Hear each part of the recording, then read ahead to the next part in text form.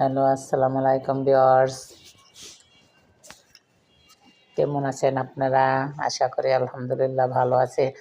আমরাও আপনাদের দোয়ায় আল্লাহর রহমতে ভালো আছি। তুবা খালি একটু কান্নাকাটি করে। এই যে দেখেন আমরা রাফির জন্য আজকে একটা মজার খাবার তৈরি করতেছি। রাফির অনেক পছন্দ। রাফি আর দোকানে যাবে না। ঠিক আছে? এটা হচ্ছে কি? এটার নাম হচ্ছে চিকেন বল।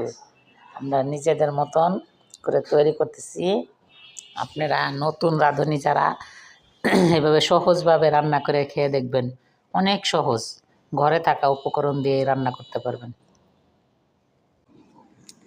ঘরে থাকার সব মসলা আপনারা দিবেন। যা আছে আপনাদের ঘরে। যদি আমরা কি, কি দিছি আপনাদের জানার আগ্রহ থাকে কমেন্ট বক্সে জানাবেন, যে আপনাদের রিপ্লাই দিব।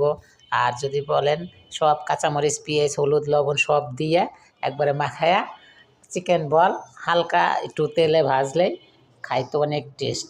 রাফি আর দোকানেরটা খাবে না। আপনাদের বোঝার কোনো সমস্যা হইলে বুঝতে আমাদের কমেন্ট করে জানাবেন।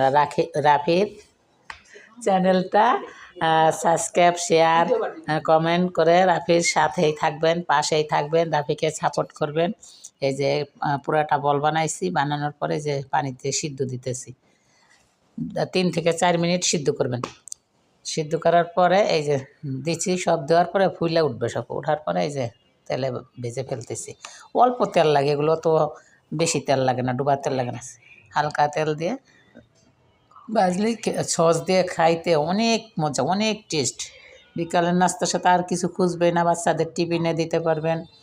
নতুন রাঁধুনিরা সহজে এগুলো রান্না করতে পারবেন। এই যে দোকান থেকে আর কিনে আনতে হবে না। বাচ্চাদের অনেক পছন্দ। আল্লাহ হাফেজ।